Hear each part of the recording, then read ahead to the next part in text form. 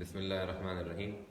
میرا نام عمیر محمد حسنی ہے اور میں وہ شخص ہوں جس کی کل شاید ایک سوشل میڈیا پہ ایک ویڈیو وائرل ہوئی تھی۔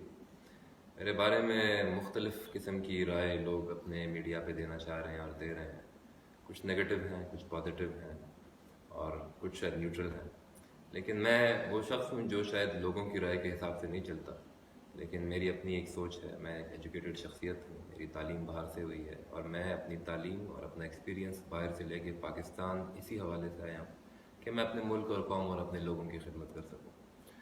پرسوں رات کو جو غالباً ایک واقعہ پیش آیا جو بالکل نہیں ہونا چاہیے تھا، اس میں میرا کردار صرف اتنا تھا کہ میں نے اس واقعے کو اور سچویشن کو ڈیفیوز کرنے کی کوشش کی۔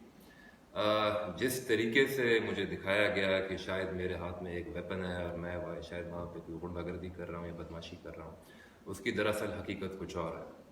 میڈیا میں بھی میرے بارے میں اس طریقے سے بتایا گیا، اس چیز کو اتنا ہائی لائٹ کیا گیا کہ شاید میں وہاں پہ کچھ لوگوں کے ساتھ چھیڑ چھاڑی کر رہا تھا۔ فیمیلز کے ساتھ ذکر ہوا کہ میں نے فیمیلز کے ساتھ کچھ چھیڑ چھاڑی کی ہے وہاں پہ، اور اس کے بعد میں نے لوگوں کو وہاں پہ مارا پیٹا ہے اور نہ جانے میں نے کیا کیا کیا ہے وہاں پہ۔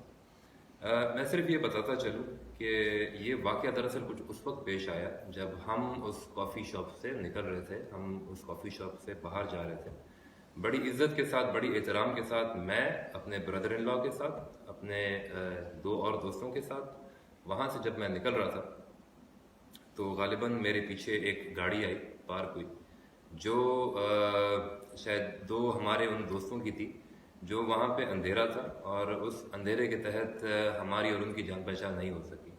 نکلتے وقت ان سے کچھ تلخ کلامی ہوئی اور اس تلخ کلامی کے نتیجے میں ایک ایسی سچویشن کریٹ ہوئی جو کہ نہیں ہونی چاہیے تھی۔ دونوں طرف سے میں سمجھتا ہوں کہ ایک غلطی تھی اور ہم نے اس معاملے کو اپریہینڈ کیا، اور اس معاملے کو اپریہینڈ کرنے کے بعد جو وہاں پہ جو کافی شاپ کی جو اسٹیبلشمنٹ تھی، وہاں پہ جو سیکیورٹی گارڈ نافذ تھے وہ اس معاملے کے اندر پڑے جو کہ ان کو نہیں پڑھنا چاہیے تھا۔ جب وہ اس معاملے میں پڑے، خیر وہ ایک الگ سٹوری ہے کہ وہاں پہ کیا ہوا اور کس طریقے سے گئے۔ میں دراصل یہ ویڈیو اس وقت صرف اس لیے بنانا چاہ رہا ہوں کہ جن کے ساتھ میرا مسئلہ ہوا انیشل پہلے فیز میں، وہ دراصل ہمارے کوئی دوست تھے جن کو ہم شاید اس وقت پہچان نہ سکے، لیکن اس وقت وہ مسئلہ ہو چکا تھا اور وہ مسئلہ اس وقت آگے بڑھ چکا تھا کافی۔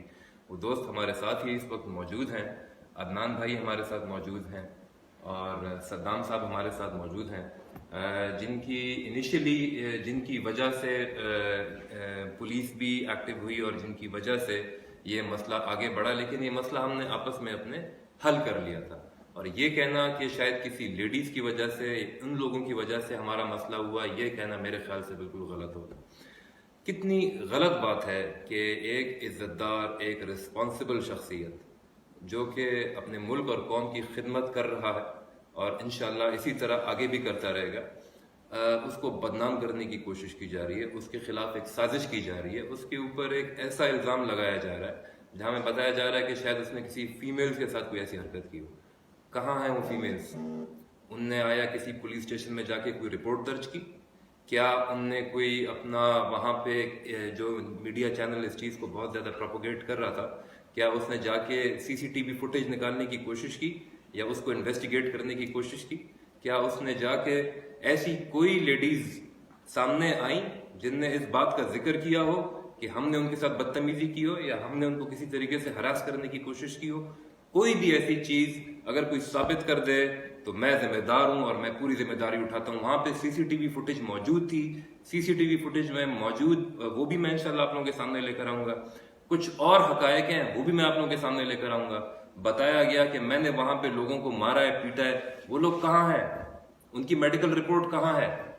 وہ لوگ کہاں کو ایگزسٹ بھی کرتے ہیں یا نہیں کرتے، یا کوئی خلائی مخلوق تھی جو آئے اور چلے گئے واپس، جن کا کوئی یہ کیسا رسپانسبل میڈیا چینل ہے جو اس طرح کے ایکٹس کر رہا ہے؟ میں اس کا دوش کسی ایک میڈیا چینل کو نہیں دینا چاہتا، بلکہ ان کچھ لوگوں کو دینا چاہتا ہوں جن کی وجہ سے ایسے نامی گرامی میڈیا چینلز بدنام ہو جاتے ہیں۔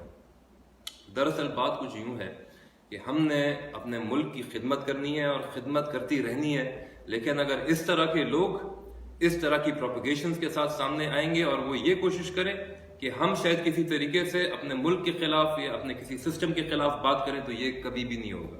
ان کی سازش کو ہم نے ناکام بنایا ہے, ان کی سازش کو ہم مزید ناکام بنائیں گے.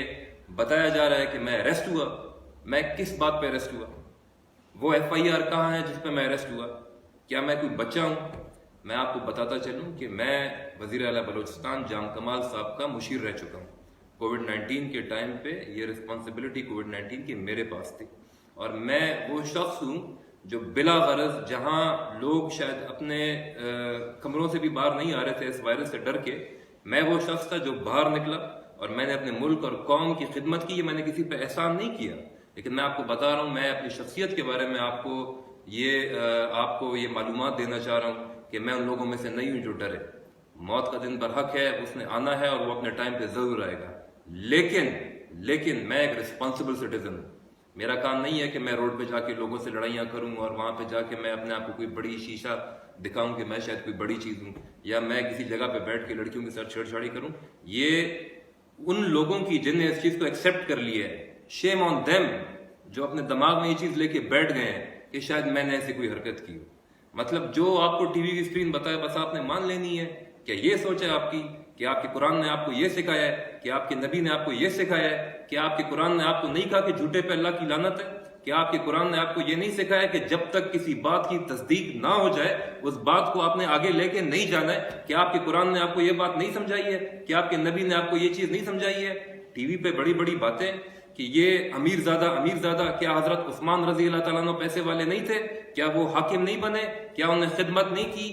ان کے دور حاکمیت کی خدمات آپ جا کے دیکھیں, ان نے کیا خدمات کی ہیں اس ٹائم پہ عالم اسلام کے لیے. ان کے بعد جو آئے, ان سے پہلے جو تھے وہ کون تھے؟ ان کے اوپر, ان کی زندگی کے اوپر تھوڑی سی ذرا روشنی ڈالیں اور پھر اس کے حساب سے اپنا ذہن بنانے کی کوشش کریں کہ آیا ایک چیز ٹی وی پر آ گئی اور بس آپ نے اس پہ یقین کر لینا ہے. میں اپنی بات کو تھوڑا سا مختصر کروں گا. بتایا گیا میری گاڑی پہ وہاں پہ نمبر پلیٹ نہیں تھے. کیوں نہیں تھے بھائی؟ آپ کے اگر کیمرہ کے اندر نہیں ہے وہ میری غلطی تو نہیں ہے. گاڑی پہ کیمرہ بالکل نمبر پلیٹ ہے, آپ زوم کریں دیکھیں آپ کو مل جائیں گے. میرے پاس بہت ساری اس معاملے کو لے کے حقائق ہیں, میں شیئر کروں گا اور وقت آنے پہ شیئر کروں گا. اس وقت صرف 2 باتیں, آپ ان باتوں پہ کلیئر ہوں. میں اپنے ان ساتھیوں کا شکر گزار ہوں جن نے میرا ساتھ دیا اس مسئلے میں. مجھے ڈیفیم کرنے کی کوشش کی گئی, مجھے بے عزت کرنے کی کوشش کی گئی, لیکن وتعز من تشاء وتذل من تشاء, جس کو اللہ عزت دے. مجھے میرے دوستوں, میرے ساتھیوں اور میرے بھائیوں سے مجھے عزت ملی ہے. ٹھیک اسی طرح جیسے یہ بھائی میرے ساتھ بیٹھے ہوئے ہیں, انشاءاللہ تعالی مزید حقائق بھی میں اپنے عوام اور اپنے لوگوں کے سامنے لے کر آؤں گا, سامنے لا کے پیش کروں گا. نمبر 1, لڑکیوں کے ساتھ چھیڑ چھاڑی کی, میں نے آپ کے سامنے پیش کیا. کون سی لڑکی, کیسی لڑکی, کہاں کی لڑکی بھائی. نمبر 2, مجھے جیل کیا گیا. یار اس تصویر کو اٹھا کے دیکھو جو اس میڈیا چینل نے لگائی ہے کہ مجھے جیل کیا ہے. کیا اس میں پیچھے گلی نظر نہیں آ رہی ہے؟ کیا اس میں ایک بندے کا ہاتھ نظر نہیں آ رہا؟ یہ عجیب جیل ہے جس کا فرش بالکل برانڈ نہیں ہوا ہے. یہ جیل ہے کدھر, یہ ہمیں بھی دکھائے. اگر یہ جیل ہمارے دوسرے ان ڈاکوؤں کے لیے ہوتی جو شاید اس وقت ملک سے بھاگے ہوئے ہیں, وہ واپس وہ ایسی جیل چھوڑ کے شاید جاتے ہی نہ. لیکن میں صرف یہ بتاتا چلوں, خدا را لوگوں کی باتوں پہ آنکھیں بند کر کے یقین نہ لایا کریں. ہر چیز کو دیکھا کریں, اس کی جانچ کریں جو آپ کے نبی نے آپ کو بتائی ہے. مزید حقائق سے انشاءاللہ تعالی بہت جلد میں آپ کو آگے کروں گا. والسلام, بہت شکریہ.